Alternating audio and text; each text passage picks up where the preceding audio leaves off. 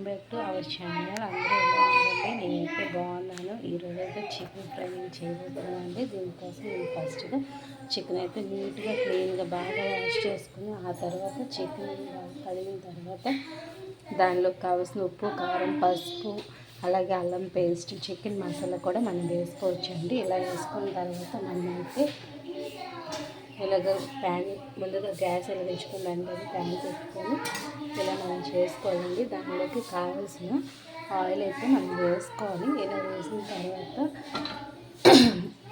నూనె అంతా నూనె ఆయిల్ అయితే వేసిన తర్వాత మనం ఫస్ట్గా ఇలా మిక్స్ చేసుకోవాలండి.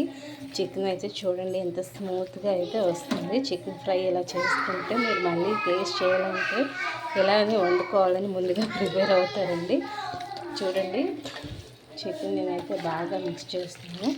ఇలా మిక్స్ చేసిన దానికైతే చూడండి కాసేపు ఒక 5 మినిట్స్ ఇలాగా దీన్ని ఇలా ఉంచుకోవాలండి. ఇలా మిక్స్ చేసిన దానికి చూడండి ఇలా మంచిగా ముక్కకైతే ఈ మసాలా మొత్తం పట్టేటట్టు మనం మిక్స్ చేసుకోవాలి. మనం కలిపిన దాంట్లోనే మసాలా అంతా పడుతుందండి.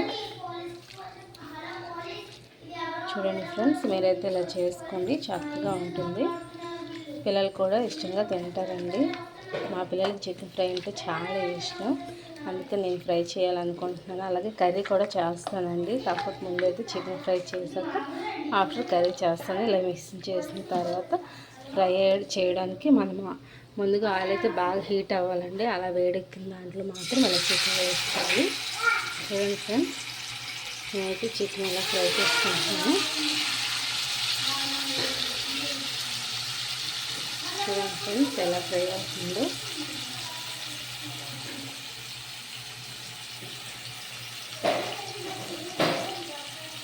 ఇలా ఫ్రై అయినప్పుడు మనమైతే దీనిపైన మూత పెట్టుకోవాలండి.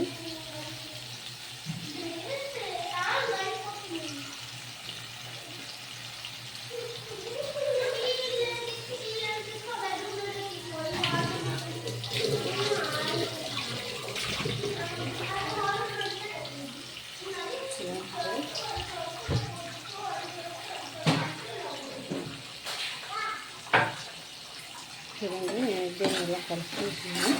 ముందు మీడియం ఫ్లేమ్ పెట్టుకోండి, తర్వాత హై ఫ్లేమ్లో పెట్టుకుంటే చాలా బాగుంటుందండి. దీన్ని అయితే ఇలా మనం మిక్స్ చేసుకుని కాసేపు మూత పెట్టుకుని బాగా దగ్గరతో ఫ్రై అయిన తర్వాత దీన్ని అయితే సర్వ్ చేసుకుంటే చాలా బాగుంటుందండి. Okay friends, bye bye, thank you.